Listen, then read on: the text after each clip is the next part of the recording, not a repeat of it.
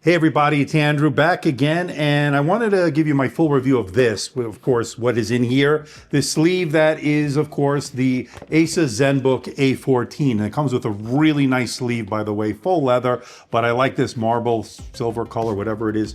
But this is the A14. So what is this really, right?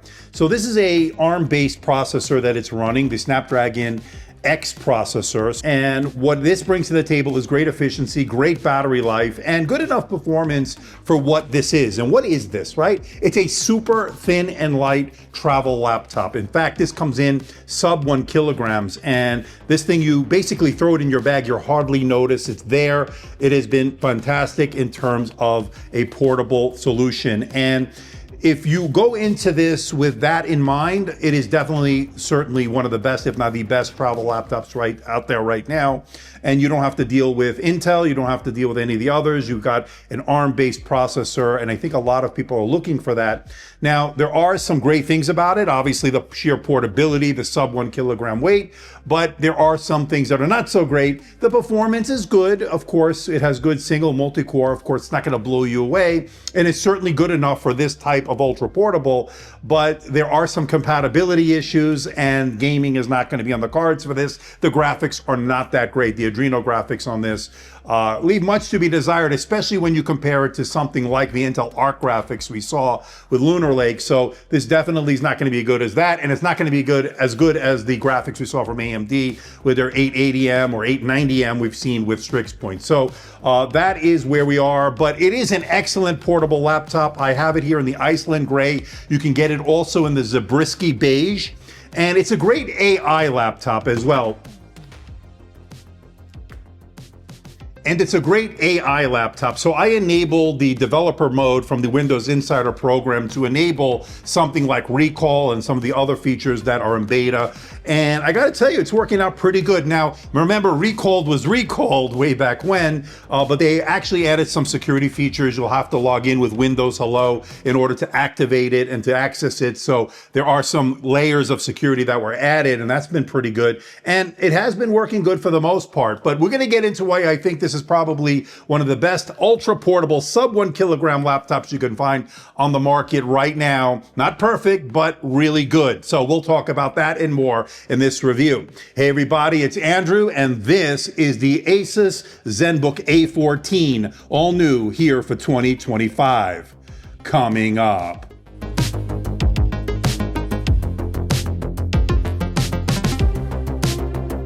All right, so right off the bat, the build here is very good. So this is covered in what they're calling ceraluminum. It's a ceramic aluminum mixture here that gives you the lightness of the aluminum and the durability of the ceramic. And I think for the most part, this thing has really been durable. I have not seen any dents or scratches on it. It's got a nice resin over on top of it. It's a really nice build and design. It's got a military standard 810H rating, so it's designed to take a licking and keep on ticking. So this is the Iceland gray. You could also get it in that Zabriskie beige that we looked at in that prototype. But I like this Iceland gray. Now, you will notice a few fingerprints here and there, but for the most part, it's been pretty fingerprint magnet resistant, or pretty much fingerprint resistant, I should say. Now, when it comes to the I/O, it's pretty good. On the left side, you get HDMI, you get two USB 4.0 ports, a headphone jack, and you get a USB-A port on the right side. So pretty decent I/O. Now, there is no SD card reader or micro SD card reader, but other than that, it's pretty good. One thing I will say, I'd like to see these two USB 4.0 ports split up, one on each side. Unfortunately, they're both on the left side, but that being said, it's not a major deal breaker, just something I'd like to see. I know we've seen some laptops lately. For instance, the ThinkPad X9 that I just looked at has one on each side, so that's been pretty good. Now, that's the build, that's the I/O. As far as upgradeability, you can upgrade the storage on this, and as you can see from the reads and writes, it's certainly good enough for what you need this laptop to do. It's soldered into the RAM is soldered in, I should say, and that is running at the 8433 megatransfers per second, or 8448 or something like that. Anyway, it's fast. It's not the 8533 that we saw in Lunar Lake, well, slightly less, but you won't notice the difference, I promise you that. Now, let's talk performance here with this the Qualcomm Snapdragon X processor. So the X processor on this has been good for what it is, right? You're not going to get single multi-core performance that's going to blow you away. You will get some pretty nice overall performance, and it's certainly good enough for Microsoft Office, email, web browsing, watching Netflix, YouTube, Amazon. Consuming media has been very good. So that has been very good.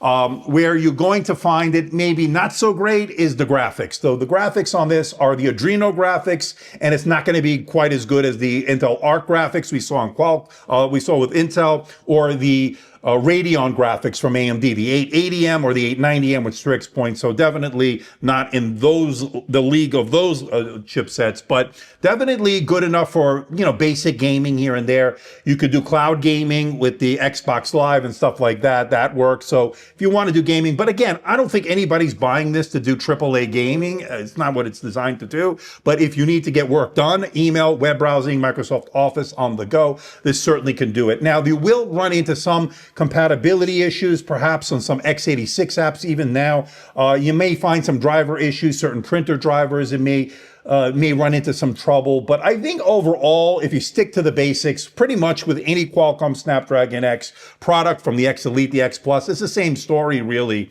You're going to be fine, right? So it's just those niche use case scenarios where you might run into some compatibility issues. Now, we have a really nice display on here. So this is a full HD plus display, 1920 by 1200, non-touch, 16:10 aspect ratio. And I got to tell you, this display has been pretty good. So what I like about it, it gets bright, and it also has HDR. So if you're watching high dynamic range content, it can peak up as bright as, I think, 550 to 600 nits. Peak brightness, you're looking at 400 plus nits in standard dynamic range. So the display has been excellent. It is a glossy display, but they put a nice anti-reflective coating on it, so it hasn't been too bad. It gets pretty bright, like I said.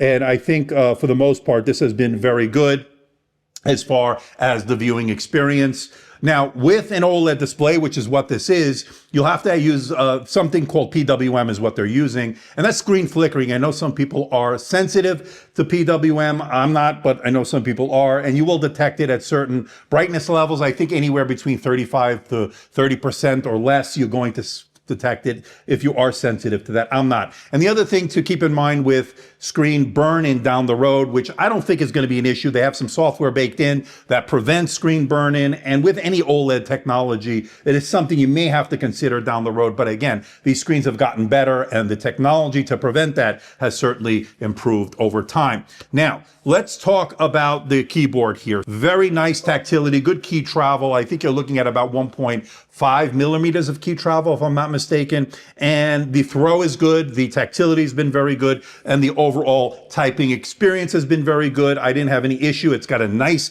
multi-stage backlight on it. That's been pretty good. And it has a nice touchpad. Now, the touchpad also has gesture controls, and you can go up here. So that is worked out okay. And then you also have, it's not working right now. Yeah, see, there it is. It's going up there. So there it is.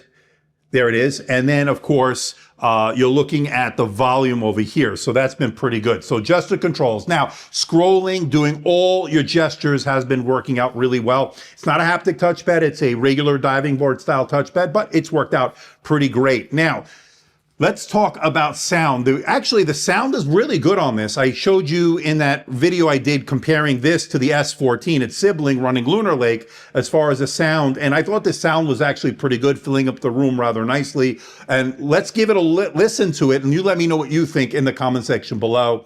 Let's give them a listen.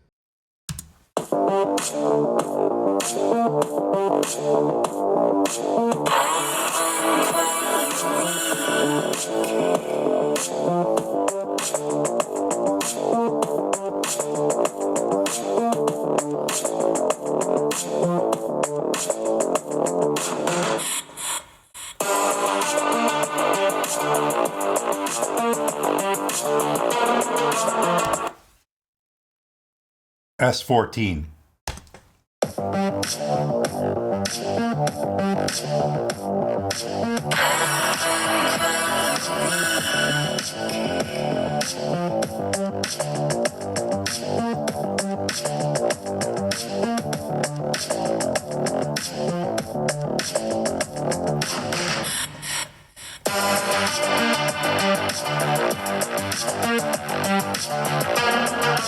Now, when it comes to the camera here, it does have an IR camera. It's 1080p, and that means you can log in with face recognition because it is IR, and I like that. That's really good. And it also has all the studio effects. Again, this is a Copilot Plus PC. Has, I think, 47, 45 tops, whatever that might be. Anyway, the camera's good. You let me know what you think in the comment section below. Now let's give it a look and a listen. So this is the Asus Zenbook A14 running the brand new Snapdragon X processor, 1080p camera, IR. That means you can log in with face recognition with Windows Hello. It has all the studio effects. Remember, this does have an NPU. It is a Copilot Plus PC. Background blur, auto framing, all that. What do you think about the video quality, and what do you think about the audio quality? Let me know in the comments section below. All right, so we've gone through the performance, we've gone through the keyboard, the display. What about battery life? And this is where this is going to shine, right? So battery life has been really good on this.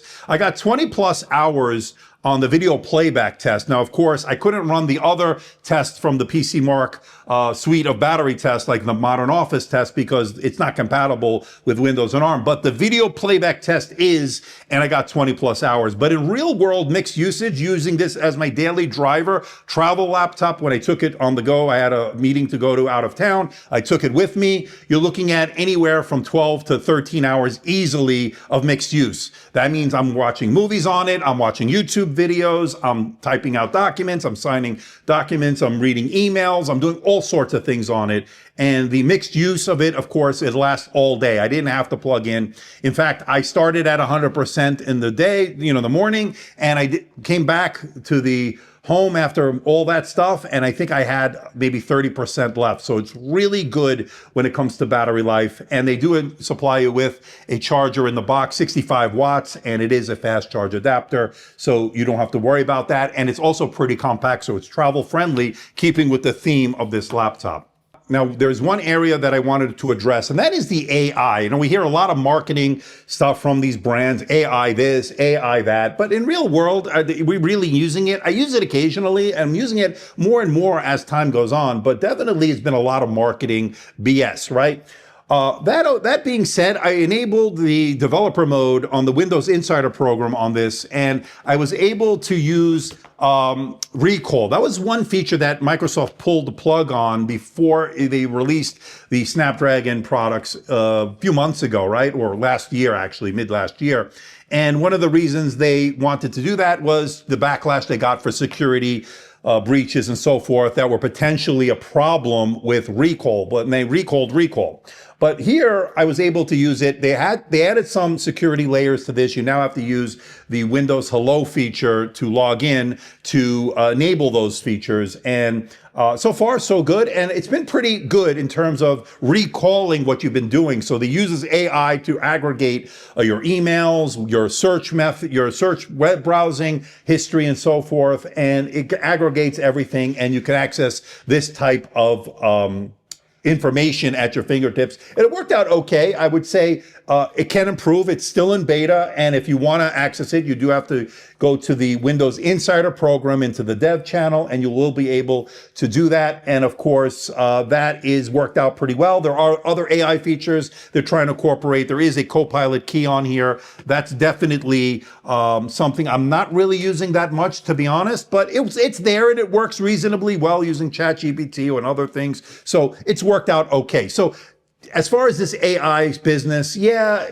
there's a lot of marketing speak on it, but there are some practical things that are starting to take shape. But again, we're still early days and it will continue to evolve. I want to know what you think. Let me know in the comment section below. So overall, what do I think about the Asus Zenbook A14? I gotta say, this has been really great, especially if you need a great travel companion device to take with you on the go. So you'll get your basic work done with the processor. It's not gonna be an issue. You're gonna get all day and then some battery life. You get a really nice OLED display, Full HD Plus, and it's been really great. And it comes in at a pretty decent price. Now, there are two SKUs offered, one offered by Asus and one by Best Buy. The one at Best Buy will have a different processor and a few different specs, but that's going to come in sub $1,000. I think it's coming in at like $899. This came in, I think, at $1,100. But of course, you're going to expect some sales on these as time goes on. And I am really impressed, especially considering they were able to pack so much into this in less than a kilogram. But I'm curious to know what you think. Let me know in the comment section below. I really have been liking this quite a bit. It's really a thin and light laptop. I love the fact they also are giving you a sleeve in the box, and this sleeve is a nice value add, and it fits nicely with this device in terms of the color scheme, and it is really nice. It's got a full leather feel to it, and it gives it a premium look and feel. And I think overall, I'm very happy with the Asus Zenbook A14. Sure, there might be some compatibility issues depending on the specific software you may need to use, especially x86. You may have some driver compatibility issues, and it's certainly not a gaming laptop. That being said, for everybody else who needs the kind of laptop to do basic work on it and get things done on the road, not having to worry about plugging in, and also having a great display, having a good media consumption experience, this certainly fits the bill. I want to know what you think. Let me know in the comment section below. Now, as we're early 2025 here, I'm trying to reach 200,000 subscribers. We're at about 185 right now, and I'd like to get to 200 as soon as possible.